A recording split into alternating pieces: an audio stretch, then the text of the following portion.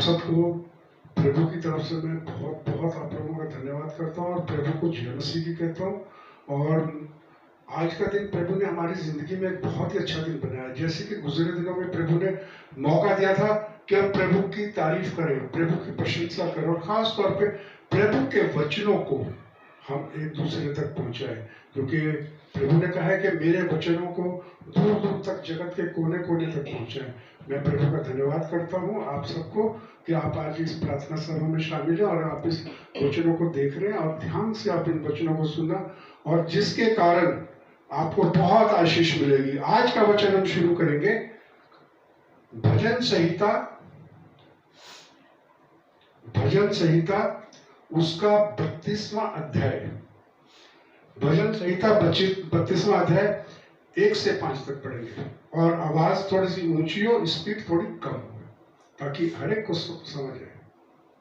क्या ही धन्य है वह जिसका अपराध क्षमा किया गया। क्या ही धन्य है वो जिसका अपराध क्षमा किया जाए, क्षमा किया गया है। क्या ही धन्य है। अपराध एक बहुत ही बड़ी बुरी चीज मानी गई है और उनके लिए क्या ही धन्य है जिनका अपराध कौन क्षमा कर सकता है। अपराध क्षमा कौन कर सकता है। आगे बढ़ो बेटे। और जिसका पाप ढांपा गया हो, जिसका पाप ढांपा गया हो, जिसका पाप ढांप दिए गए हो, अपराध क्षमा कर दिएगा, क्या ही धन्य है वो। ऐसे बहुत से लोग हैं इस दुनिया में थे जिनको जीसस ने, जिनके अपराधों को माफ कर दिया। आज भी अगर हम प्रभु की हजूरी में आते हैं, प्रभु के पास आते हैं, अपने अपराधों को अगर हम मान लें और प्रभु के पास आए तो वो हमारे भी अपराधों को माफ करेगा। आगे। क्या ही धन्य है वह मनुष्य जिसके अधर्म का यहोवा लेखा ना ले। क्या ही धन्य है वो मनुष्य जिसके अधर्म का लेखा यहोवा ना ले। क्या ही धन्य है वो जिसके अधर्म का ना ले, बिल्कुल उसका कोई हिसाब किताब नहीं लिया जाएगा, जो अपने पापों को मान लेगा। और जीसस ने भी एक बातें बोली थी कि जीसस ने जब पापों लोगों के क्षमा किए और जीसस ने चेतावनी भी दी थी कि इन पापों को दोबारा मत करना।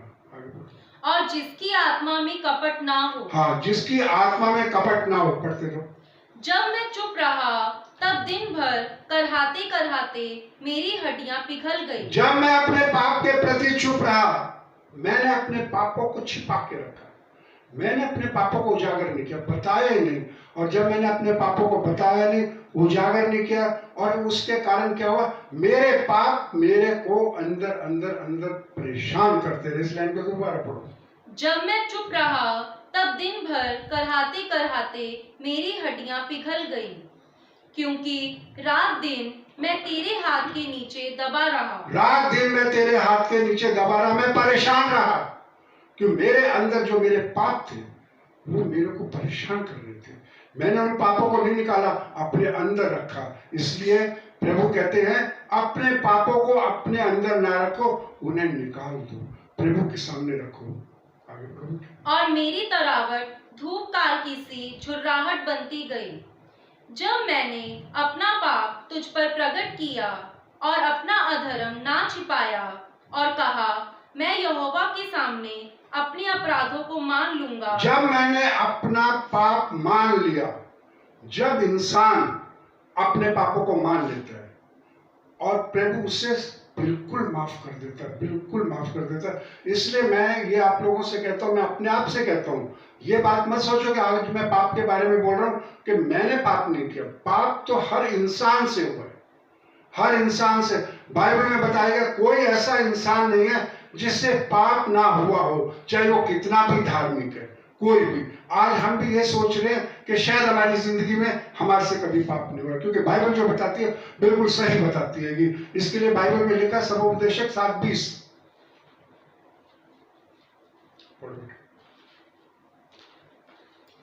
इसमें साफ शब्दों में लिखा है, चाहे कोई आम इंसान है, चाहे कोई धार्मिक है, चाहे कोई भी है, हर एक से जिंदगी में पाप हुआ। पाप कई तरह का होता है जो प्रभु की नजर में गलत होता है, लेकिन अगर हम पापों की माफी मांग ले तो हमें जरूर मिलती है, जरूर मिलती है। पढ़ो बेटे सभोपदेशक 7:20। निसंदेह कोई संदेह नहीं है, पृथ्वी पर कोई ऐसा धर्मी मनुष्य नहीं जो भलाई ही करे और जिससे पाप ना हुआ हो। निसंदेह पृथ्वी पे कोई ऐसा मनुष्य है जो भलाई करे जिससे पाप ना हुआ। निसंदेह। इस लाइन को दोबारा पढ़ दो। निसंदेह पृथ्वी पर कोई ऐसा धर्मी मनुष्य नहीं जो भलाई ही करे और जिससे पाप ना हुआ हो। जिससे पाप ना हुआ हो।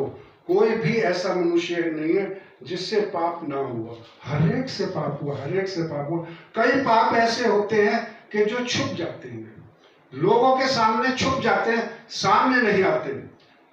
अदालतों में भी झूठ बोल देते हैं, वहां भी छुप जाते हैं पाप। जगह जगह इंसान पापों को छुपा लेता, सोचता है शायद इसके बारे में किसी को नहीं पता, किसी को नहीं पता, लेकिन प्रभु सब जानता है। प्रभु सब जानता है। हमारे पापों का प्रभु लेखा लेगा अगर हम उसने नहीं मानेंगे। इसके लिए हम एक जगह पढ़ेंगे, बहुत अच्छी आयत है, और उसको पढ़ेंगे मरकुस 2 चैप्टर 1 से 12। कई दिन के बाद वह फिर कफरनहूम में आया और सुना गया कि वह घर में है। कई दिन बाद जीसस कफरनहूम में आए और सुना गया कि वो घर में है। आगे बढ़ो।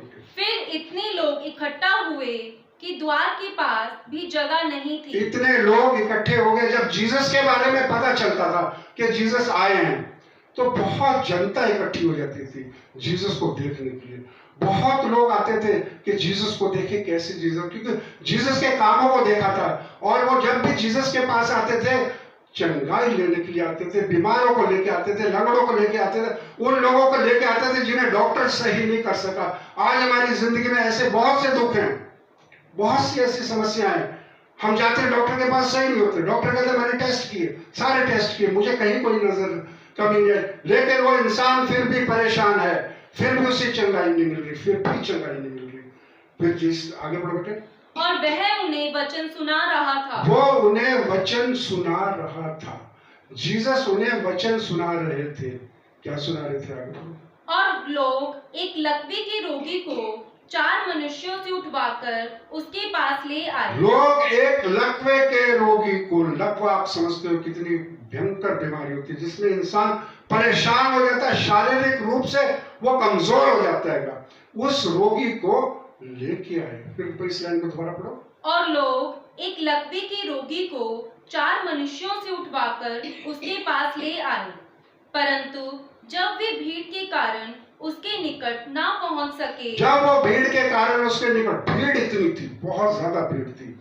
उस जगह के बारे में लिखा हुआ, इतनी भीड़ थी कि पांव रखने की जगह नहीं थी, अंदर घुसने की जगह नहीं थी। जहां जीसस प्रचार कर रहे थे, वचन दे रहे थे, वहां एंट्री होने की जगह, रास्ता नहीं मिल रहा था। आगे। तो उन्होंने उस छत को जिसके नीचे वह था खोल दिया, और जब वे उसे उधेड़ चुके, उस छत को, उस वक्त जो छतें होती थी खपरेल की होती थी, उनमें टुकड़े से लगा लगा के छतों को बनाते थे, उन टुकड़ों को हटा देते थे। उन्होंने खोल दिया क्योंकि रास्ता नहीं था। जीसस के करिश्मे हो रहे थे, चमत्कार हो रहे थे, और रोगियों को चंगाई मिल रही थी। उन्होंने कहा हम भी अपने इस शख्स को, इस बंदे को जीसस के पास लेके जाएंगे और वो ठीक हो जाएगा। विश्वास के साथ आए थे। आगे। तो उस खाट को जिस पर लकवे का रोगी पड़ा था लटका दिया। यीशु ने उनका विश्वास देखकर उस लकवे के रोगी से कहा। यीशु ने उनका विश्वास देखकर, यीशु ने उनका विश्वास देखा। पिछली दफा भी मैंने आपको विश्वास पे कुछ बताया था, लेकिन आज उससे थोड़ा सा हट के रहेगा। लेकिन जीसस ने उनका विश्वास देखा कि इनको विश्वास है कि मैं चंगा कर दूंगा इसे, और विश्वास के साथ उन्होंने कुछ नहीं देखा, चारपाई को छत खाली करी और नीचे उतार दिया। आगे बढ़ो। यीशु ने उनका विश्वास देखकर उस लकवे के रोगी से कहा। उस लकवे के रोगी से कहा। आए किस लिए थे वो? आप लोग जानते हो किस लिए लेके आए थे?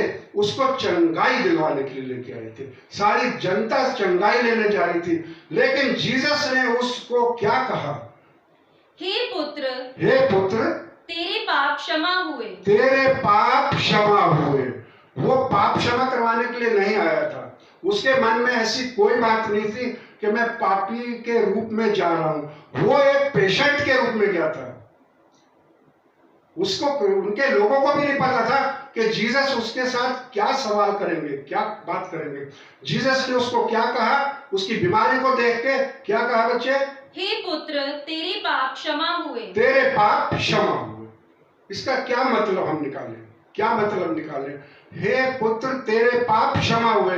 इसका मतलब है वो शख्स पापी था, उसका रोग नहीं जा रहा था, उसको कोई मदद नहीं मिल रही थी। उसने प्रार्थना करवाई होगी, उसने कसर नहीं छोड़ी होगी। उस टाइम धार्मिक बहुत थे लोग, तो उसने कसर नहीं। जीसस ने देख के कहा, उनके विश्वास को पहला लफ्ज बोला, जा तेरे पाप क्षमा हुए। कई दफा हमारी जिंदगी के अंदर दुख तकलीफ बीमारियां आती हैं, बहुत आती है, बहुत आती है। हम इलाज करवाते हैं, इलाज करवाते, समझ नहीं आती क्यों नहीं ठीक हो रहा, क्यों नहीं ठीक हो रहा, क्यों नहीं ठीक हो रहा। और जिस टाइम ये इस तरफ ध्यान नहीं जाता कि अगर हमने अपनी जिंदगी में कोई ऐसा गलत काम करा है, प्रभु की तरफ काम करा है, उसकी नजरों में गलत काम करा है, पवित्र आत्मा की निंदा तो नहीं कर दी, बहुत कुछ बातें हैं जो कि हम जब सोचते हैं, इस चीज पे अगर हम सोचें और हम अपनी जिंदगी में उस तरफ तौबा करें कि हे प्रभु, अगर मेरे से कोई पाप हुए तू माफ कर, तू माफ कर। उस बंदे के दिमाग में ये बात नहीं होगी, लेकिन जीसस ने बताई। आगे पढ़ो। तब कई शास्त्री जो वहां बैठे थे अपने अपने मन में विचार करने लगे, यह मनुष्य क्यों ऐसा कहता है? यह तो परमेश्वर की निंदा करता है। ये तो परमेश्वर की निंदा करता है। उनको हमेशा ऐसा लगता था कि ये परमेश्वर की निंदा करता है। जीसस ने कहा, जा तेरे पाप क्षमा हो गए। जीसस आज भी हमारे पापों को क्षमा करता है, अगर हम उसके सामने अपने पापों को मान ले। अगर कई बार हमारी जिंदगी के अंदर मुसीबतें आती है, परेशानी आती है, बहुत आती है। एक बात मैं आप लोगों को बता रहा हूं, जब जीसस किसी के ऊपर ऐसा काम करते हैं, ऐसा चमत्कार करते हैं, और लोग अगर उन चीजों को नहीं मानते, नहीं ध्यान देते, जिस शहर में उसे एक्सेप्ट नहीं करते, हकीकत बता रहा हूं कि वहां से जीसस का प्रेम, प्रभु अपना प्रेम हटा लेता है। प्रभु अपना प्रेम हटा लेता है जहां पे इन चीजों को नहीं मानते। इसलिए अजीजों, अपने घर के अंदर भी जब जीसस हमारे ऊपर मेहरबानी करता है, हमारे बड़े बड़े मसलों को हल कर देता है, तो हमें भी वहां पर जीसस पे विश्वास करना चाहिए। बहुत सी ऐसी जगह जीसस जाते थे, वहां लोग विश्वास नहीं करते थे, ज्यादा ध्यान नहीं देते थे, बिल्कुल नहीं ध्यान देते थे। उस वक्त फकीर फरीसी और शास्त्री होते थे, बहुत, वो भी धर्मगुरु होते थे। आने वाले समय में मैं उनके बारे में बताऊंगा कि वो भी धर्मगुरु होते थे, लेकिन वो जीसस से हटके चलते थे। उनकी शिक्षाएं कुछ और होती थी, उनके तरीके कुछ और होते थे, उनका जो सब चीज अलग होती थी जीसस से। इसलिए वो जीसस को लाइक नहीं करते थे। पढ़ो इस लाइन को। यह मनुष्य क्यों ऐसा कहता है? ये मनुष्य क्यों ऐसा कहता है? आगे बढ़ो। यह तो परमेश्वर की निंदा करता है। परमेश्वर की निंदा करता है, परमेश्वर की, वो इस चीज को सोचते थे, परमेश्वर की निंदा करता है। आगे बढ़ो। परमेश्वर को छोड़ और कौन पाप क्षमा कर सकता है? परमेश्वर को छोड़ कौन पाप क्षमा करता है? हकीकत में वो सोचने का विषय था उनका, लेकिन यीशु के पास ये पावर दी गई थी कि वो हमारे पापों को माफ कर सकता है। इसलिए आज भी अगर हम यीशु से प्रार्थना करें, अपने गुनाहों का इकरार करें, तो वो हमें जरूर माफ करेगा, जरूर माफ करेगा। आगे बढ़ो बेटे। यीशु ने तुरंत अपनी आत्मा में जान लिया कि वे अपने अपने मन में ऐसा विचार कर रहे हैं, और उनसे कहा, तुम अपने अपने मन में यह विचार क्यों कर रहे हो? तुम अपने, जीसस मनों को जानते थे, जीसस मनों को जांचने वाले थे, जानते थे। उन्होंने कहा, तुम अपने मनों में ऐसा विचार क्यों कर रहे हो?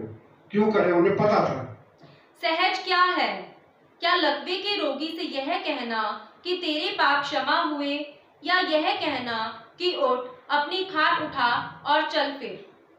परंतु जीसस ने ये बात बोली है कि मनुष्य के पुत्र को पाप करने का पावर मिली है। बिल्कुल इसी तरह मैं आप लोगों से कह रहा हूं कि कई दफा इंसान अपनी जिंदगी में परेशान होता है, दुख तकलीफ में होता है, बहुत से काम रुक जाते हैं, बहुत सी बातें रुक जाती हैं, बहुत से आश्चर्य कर्म रुक जाते हैं। कई दफा कहते हैं कि प्रभु हमारी सुनता नहीं, प्रभु हमारी सुनता नहीं। भाई कई बार हमारे इन कामों के कारण प्रभु हमारी नहीं सुनता। बहुत से ऐसे काम हो जाते हैं। इसलिए जीसस ने जहां जहां काम करे और जिन्होंने सुना, जिन्होंने ग्रहण किया, उन्होंने आशीष पाई, और जिन्होंने नहीं ग्रहण किया वहां से जीसस ने अपनी आशीष, प्रभु आशीष बंद कर देता है। इसके बारे में हम जरा सा पढ़ेंगे मरकुस 8 उसकी 22वीं आयत। इसमें मैं आप लोगों को बता रहा हूं, जब जीसस आपके ऊपर आशीष करते हैं, प्रभु आप पे आशीष करता है। अभी मैंने पिछले दिनों में भी आप लोगों को बताया था, जब तक तुम अजीब चिन्ह और चमत्कार नहीं देखोगे कभी विश्वास नहीं करोगे, और उसके बाद भी अगर विश्वास नहीं करोगे तो वो दिखाने बंद कर देगा। वो दिखाने बंद कर देगा कि ये विश्वास नहीं करे, ये मेरी आज्ञाओं का पालन नहीं करे, ये चंगाई पाई, सब कुछ पाया, लेकिन विश्वास नहीं करे। जैसे कि यहाँ पे लिखा हुआ है मरकुस 8 उसकी 22। वे बैतसैदा में आए और लोग एक अंधे को उसके पास ले आए और उससे विनती की कि इसको छुए। वो बैतसैदा में आए। बैतसैदा एक जगह का नाम है, गांव का नाम है। वो बैतसैदा वो जगह है जहां पे जीसस पहले भी गए थे और वहां पे जीसस ने काम भी किए थे, लेकिन उन लोगों ने जीसस का मान आदर नहीं किया, न विश्वास किया। वो बैतसैदा से आ रहे थे और वहां पे जब रुके तो लोग क्या कह रहे, बेटे आगे पढ़ो। वह उस अंधे का हाथ पकड़कर उसे गांव के बाहर ले गया। जीसस अंधे का हाथ पकड़ के गांव के बाहर ले गया। ये बहुत ही अच्छी लाइन और बहुत ध्यान देने वाली लाइन है। जीसस उस अंधे का हाथ पकड़ के गांव के, क्यों भाई उन्होंने वहां पे क्यों नहीं रुके जीसस? क्या कारण था? आशीष, शिफा, सब कुछ जीसस वहां दे सकते थे, लेकिन वहां क्यों नहीं रुके? ये लाइन बहुत ही अच्छी है। जीसस को उस अंधे का हाथ पकड़ के गांव के बाहर ले गए। इस लाइन को फिर पढ़ो, बहुत अच्छी लाइन है। वह उस अंधे का हाथ पकड़कर उसे गांव के बाहर ले गया और उसकी आंखों में थूककर गांव के बाहर ले गए जीसस। जीसस ने उस गांव में उस अंधे के साथ कोई काम नहीं किया, उसे बाहर ले गए। कारण क्या था? जब हम सोचते हैं जीसस का, जिसने कपड़ा छुआ उसे चंगाई मिली, उसी टाइम चंगाई दी, जो जो गया उसी टाइम। कहीं पे भी जीसस ने पेशेंट को लेके कहीं दूर नहीं गए, उस अंधे को लेके गए। कारण क्या था? आप इस पे ध्यान दो आगे। और उसकी आंखों में थूककर उस पर हाथ रखे और उससे पूछा, क्या तू कुछ देखता है? क्या तू कुछ देखता है? उससे पूछा क्या कुछ देखता है तू? वो हकीकत में वो जगह ऐसी थी जहाँ जीसस ने बहुत चमत्कार किए थे, लेकिन लोगों ने जीसस को नहीं अपनाया था। उनके विश्वास इतने मजबूत नहीं थे बिल्कुल, और कोई ध्यान नहीं दिया था। आगे पढ़ो बेटे।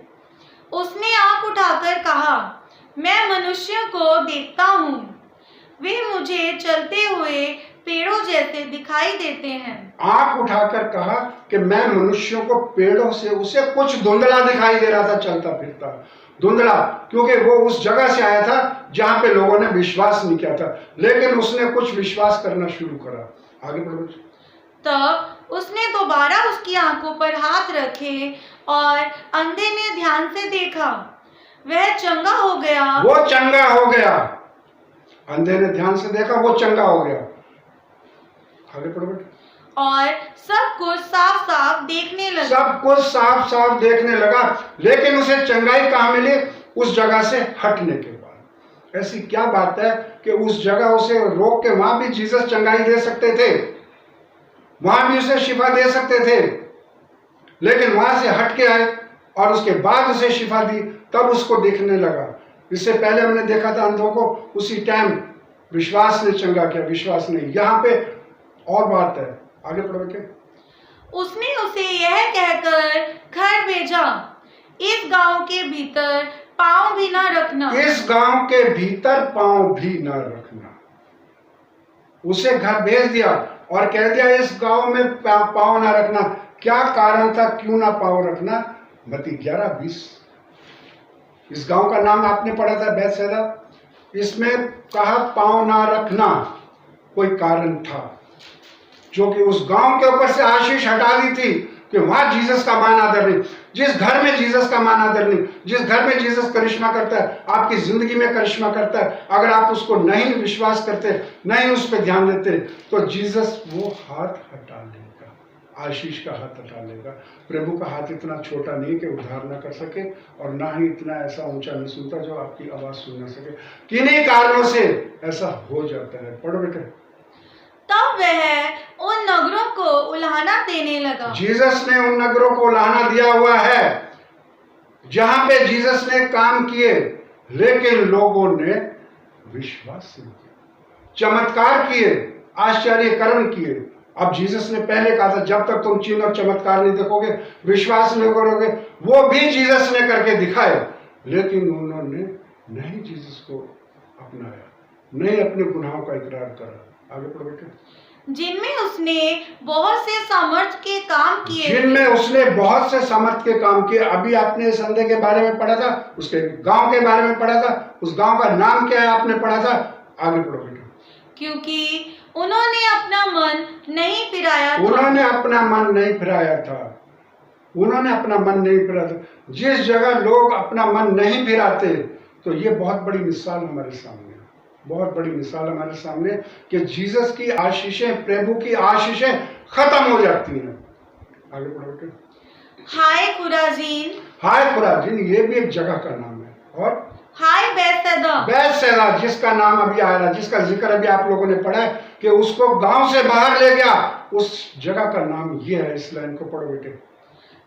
जो सामर्थ के काम तुम में किए गए, यदि वे सूर और सैदा में किए जाते, तो टाट ओढ़कर और राख में बैठकर वे कब के मन फिरा बस लेते। मन फिरा लेते। जहां जीसस काम करता है, वहां अगर लोग विश्वास नहीं करते, आशीष चली जाती है। आज हमारे घरों में, आज हमारे शहर में, आज जगह दुनिया में मैं देख रहा हूं, जीसस ने कितने बड़े बड़े काम करे, लेकिन लोगों ने जीसस पर इतना विश्वास नहीं किया, लोगों ने विश्वास नहीं किया। मुसीबतें आई, बहुत मुसीबतें, यहाँ तक कि कई दफा हमारी जिंदगी में कई साल हो गए थे, सेटिंग सही नहीं आ रही, परेशानी नहीं जा रही, बरकत नहीं है, कहाँ जाता है कहाँ नहीं जाता, बहुत टाइम होता है। कोई कहता है मैं 10 साल से परेशान, कोई कहता है मैं 20 साल से परेशान।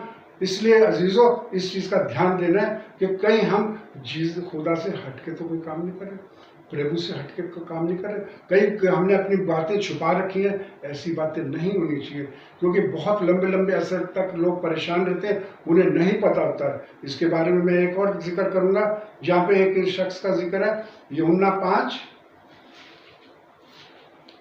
स्टार्टिंग से पढ़ो। इन बातों के पश्चात यहूदियों का एक पर्व हुआ और यीशु यरूशलेम को गया। यीशु यरूशलेम को गया। आगे। यरूशलेम में भीड़ फाटक के पास एक कुंड है। भीड़ फाटक के पास एक कुंड है, एक तालाब है, और वो एक बहुत ही पवित्र तालाब के रूप में जाना जाता है, और लोगों का विश्वास उस तालाब पे बहुत ज्यादा है। आगे। जो इब्रानी भाषा में बैतसैदा कहलाता है, उसके 5 ओसारे हैं। इनमें बहुत से बीमार, अंधे, लंगड़े और सूखे अंग वाले पानी के हिलने की आशा में उनको ये विश्वास था कि किसी समय पे, उनका कोई समय निश्चित था कि उस समय पे स्वर्गदूत आके उस टैंक को हिलाते हैं, उस पानी को हिलाते हैं। उनका विश्वास था, हिलता था। पड़े रहते थे, क्योंकि नियुक्त समय पर परमेश्वर के स्वर्गदूत कुंड में उतरकर पानी को हिलाया करते थे। नियुक्त समय पे परमेश्वर के स्वर्गदूत पानी को हिलाया करते थे, वो हिलाया करते थे। आगे। पानी हिलते ही जो कोई पहले उतरता वह चंगा हो जाता। पानी हिलते ही जो कोई पहले, कितने बीमार लोग थे, कितने लोग थे, बहुत आते थे, यहाँ तक कि उनके साथ उनके जो घर वाले होते थे, उनके सहायक होते थे, उनको लेके आते थे कि हम अपने मरीज को वहां उतारेंगे, वो चंगा हो जाए। वो इस इंतजार में बहुत पहले से बैठे रहते थे, बहुत पहले से, चाहे उसकी कोई बीमारी क्यों ना हो, चाहे उसकी कोई बीमारी क्यों ना हो, उन्हें विश्वास था कि वो चंगा हो जाएगा, हो जाते थे। वहां एक मनुष्य था जो 38 वर्ष से बीमारी में पड़ा था। वहां एक मनुष्य था जो 38 वर्ष से बीमारी में पड़ा हुआ था। 38 वर्ष से कितना लंबा समय हो गया वो बीमारी में पड़ा था। 38 साल कम नहीं होते। 38 साल से वो पड़ा था। आगे बढ़ो। यीशु ने उसे पड़ा हुआ देखकर और यह जानकर कि वह बहुत दिनों से इस दशा में पड़ा है, इस दशा में पड़ा है, यीशु ने उसे देखा, ये जानकर के इस दशा में पड़ा है बहुत दिनों से। आगे। उससे पूछा, क्या तू चंगा होना चाहता क्या है? तू चंगा होना चाहता है? यीशु ने उससे पूछा, क्या तू चंगा होना चाहता है? 38 साल से वो बंदा चंगा नहीं हुआ और इस इंतजार में रहता था कि मैं उतर जाऊं, मैं उतर जाऊं। वो तो 38 साल से वेट कर रहा था, लेकिन लोग लेके आते थे, वो अपने बंदों को उतार देते थे और जो उतरता था उसे चंगाई मिलती थी। आगे बढ़ो। उस बीमार ने उसको उत्तर दिया, हे प्रभु, मेरे पास कोई मनुष्य नहीं। मेरे पास कोई मनुष्य नहीं। उस अंधे ने क्या कहा? मेरे पास कोई मनुष्य नहीं। हम इसको जोड़े इस चीज से देखें कि उसके पास कोई सहायक नहीं था, वो अकेला था, उसका सहायता करने वाला कोई नहीं था। क्या कारण था? औरों के साथ थे और किसी को तरस भी नहीं आ रहा था कि मैं इसकी सहायता करूं। कारण क्या था कि वो अकेला पड़ा हुआ है? वो कह रहा मेरे पास कोई सहायक नहीं। कि जब पानी हिलाया जाए तो मुझे कुंड में उतारे, परंतु मेरे पहुंचते पहुंचते दूसरा मुझसे पहले उतर मेरे जाता है। पहुंचते पहुंचते दूसरा पहले उतर जाता है, क्योंकि मेरे पास कोई ऐसा सहायक नहीं है। इंसान की जिंदगी से सहायक भी खत्म हो गया। मेरे पास कोई ऐसा सहायक नहीं है। आगे पढ़ो। यीशु ने उससे कहा, उठ, अपनी खाट उठा और चल फिर। यीशु ने कहा, उठ, खाट उठा, चल फिर। इतनी देर लगाई जो 38 साल से कामयाबी नहीं मिल रही थी। पढ़ो। वह मनुष्य तुरंत चंगा हो गया और अपनी खाट उठाकर चलने फिरने तुरंत जीसस ने कहा, उठ, खड़ा हो। 38 साल से कुछ नहीं हुआ। उसके पास कोई सहायक नहीं था। कारण क्या था? उसके पास सहायक क्यों नहीं था? कारण क्या था? वो 38 साल से वहां बैठा हुआ, किसी को उस पर दया तरस नहीं आई। क्या कारण था? जीसस ने उसे चंगा किया। आगे पढ़ो बेटे। वह सबत का दिन था। वो सबत का दिन था। वो एक पाक पवित्र दिन था। सबत के दिन को पाक पवित्र दिन भी कहते हैं। आगे पढ़ो। इसलिए यहूदी उससे जो चंगा हुआ था कहने लगे, आज तो सबत का दिन है, तुझे खाट उठाना उचित नहीं। आगे। उसने उन्हें उत्तर दिया, जिसने मुझे चंगा किया उसी ने मुझसे कहा, अपनी खाट उठा। उसने मुझसे कहा, अपना बिछौना उठा, अपना खाट उठा और चल जा। उन्होंने उससे पूछा, वह कौन मनुष्य है जिसने तुझसे कहा, खाट उठा और चल फिर? परंतु जो चंगा हो गया था वह नहीं जानता था कि वह कौन है। वो नहीं जानता था। जीसस ने उस पर तरस खाया, उससे पूछा, तू चंगा होना चाहता है? खड़ा हो, अपनी खाट उठा और जा, और उसे चंगा कर दिया। आगे बढ़ो बेटे। परंतु जो चंगा हो गया था वह नहीं जानता था कि वह कौन है, क्योंकि उस जगह में भीड़ होने के कारण यीशु वहां से हट गया था। इन बातों के बाद वह यीशु को मंदिर में मिला। इन बातों के बाद वो यीशु को मंदिर में मिला, उस जगह मिला, वही बंदा मिला जिसे चंगाई मिली थी। पढ़ो बेटे। यीशु ने उससे कहा, देख, तू चंगा हो गया है, फिर से पाप मत करना। देख, तू चंगा हो गया है, फिर से पाप ना करना। इस मनुष्य के अंदर भी पाप था, जिसके कारण उसे 38 साल से चंगाई नहीं मिल रही थी। 38 साल से वेट कर रहा था कि मैं कुंड में उतरूं। ना वो उतर सकता था, ना उसके पास कोई सहायक था। आज अगर हमारी जिंदगी में पाप है तो हमारे पास भी कोई सहायक नहीं होगा। प्रभु की तरफ से कोई आशीष नहीं मिलेगी, कोई हमें हाथ से पकड़ के संभालने वाला नहीं मिलेगा। हाथ से पकड़ के संभालने वाला कोई भी नहीं मिलेगा। इसलिए जीसस ने इस लाइन को फिर पढ़ो, क्या कहा? देख, अब तू स्वस्थ हो गया है, अब तू ठीक हो गया। यीशु ने उससे कहा, देख, तू चंगा हो गया है, फिर से पाप मत करना। फिर से पाप मत करना। तू चंगा हो गया, फिर से पाप मत करना। चेतावनी दी है। आज हमारे पापों को जिस टाइम प्रभु माफ करता है, हम प्रभु के आगे अपने गुनाहों को मान लेते हैं, वो माफ करता है, तो उसमें एक शर्त भी है, चेतावनी भी है। क्या कहा? ऐसा ना हो कि इससे कोई भारी विपत्ति तुझ पर आ पड़े। इससे कोई भारी विपत्ति तुझ पे आ पड़े। वो शख्स पापी था, इसलिए चंगा नहीं हो रहा था, इसलिए उसका कोई सहायक नहीं था, इसको ना स्वर्गदूत के उस कुंड तक जा सकता था। आज अगर हमारी जिंदगी में हमारे अंदर कोई पाप है, हमने उसको माना नहीं, एक्सेप्ट नहीं करा, तो जैसे बैतसैदा से जीसस ने बाहर लाके उसे चंगाई दी, हमारे घरों पर से भी, हमारे नगर पर से भी आशीष हट जाएगी, जहां जीसस का मान अधर्मी होता। इसलिए जीसस ने क्या कहा, बहुत अच्छी बात है, देख तू समस्त हो गया, अब फिर पाप ना करना, अगर करा तो ऐसा ना हो कि इससे कोई भारी विपत्ति तुझ पर आ पड़े। इससे कोई भारी विपत्ति तुझ पे आ पड़े। इसलिए अजीजों, इन चीजों को ध्यान रखो। अगर हमारी जिंदगी में कोई पाप हो जाता है तो ये मत सोचो, जीसस के काम जो थे वो बहुत अलग थे, औरों से अलग थे। आप लोगों ने देखा होगा संसार में पापी लोगों को नाश करने के लिए बहुत आए हैं, लेकिन जीसस ने नहीं कहा ऐसे। मत्ती 9 उसका 12-13। जीसस पापियों को नाश करने नहीं आए थे। जीसस पापियों पर तरस खाते थे, लेकिन एक चेतावनी देते थे कि दोबारा पाप ना करना। जब दोबारा पाप करोगे तो इससे भारी विपत्ति आएगी, इससे भारी विपत्ति आएगी। जैसे कि अभी मैंने आपको बोला था, मत्ती 9:12-13। यह सुनकर यीशु ने उनसे कहा, वैद्य भले चंगों के लिए नहीं, वैद्य भले चंगों के लिए नहीं, डॉक्टर भले चंगों के लिए नहीं होता, वैद्य भले चंगों के लिए नहीं होता। क्या कहा? वैद्य भले चंगों के लिए नहीं, परंतु बीमारों के लिए आवश्यक है। बीमारों के लिए वैद्य है, बीमारों के लिए डॉक्टर है, भले चंगों के लिए नहीं है। और आगे क्या कहा? इसलिए तुम जाकर इसका अर्थ सीख लो। मैं बलिदान नहीं, परंतु दया चाहता हूँ। मैं बलिदान नहीं चाहता, मैं दया चाहता हूँ। आगे?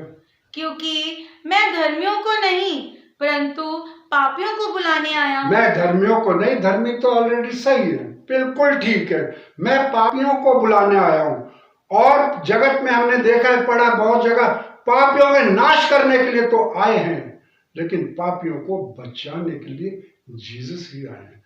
उन्होंने पाप से नफरत करो, पापी से नहीं। जब इंसान छोटा होता है, बच्चा होता है, उसमें वो पापी नहीं होता, पाप बाद में आता है। इसलिए जीसस ने कहा, मैं पापियों को बचाने आया हूं, पापियों से नफरत नहीं करता। इसलिए अजीजों, अगर हमने कोई पाप किया है या कोई ऐसी बात कही है तो हम अपने गुनाहों का इकरार करें, धर्मी जनों के पास जाओ। अंत में हम थोड़ा सा पढ़ेंगे याकूब 5:13-16। अगर कोई गलती हुई है, कोई पाप हुआ, अरे धर्मियों के पास जाओ, उनके पास जाओ जो प्रभु से जुड़े हुए, वो आप लोगों के लिए प्रार्थना करेंगे। याकूब 5वां अध्याय 13 से पढ़ो। यदि तुम में कोई दुखी है, यदि तुम में कोई दुखी है तो वह प्रार्थना करे। वो प्रार्थना करे। अगर यदि तुम में कोई दुखी है, वो प्रार्थना जरूर करे, खुद भी करे। यदि आनंदित है तो वह स्तुति के भजन गाए। यदि तुम में कोई रोगी है तो कलीसिया के प्राचीनों को बुलाओ। कोई रोगी है, कलीसिया के प्राचीनों का मतलब बुजुर्गों को बुलाओ। आगे? और वे प्रभु के नाम से उस पर तेल मलकर उसके लिए प्रार्थना करें। उसके लिए प्रार्थना करेंगे।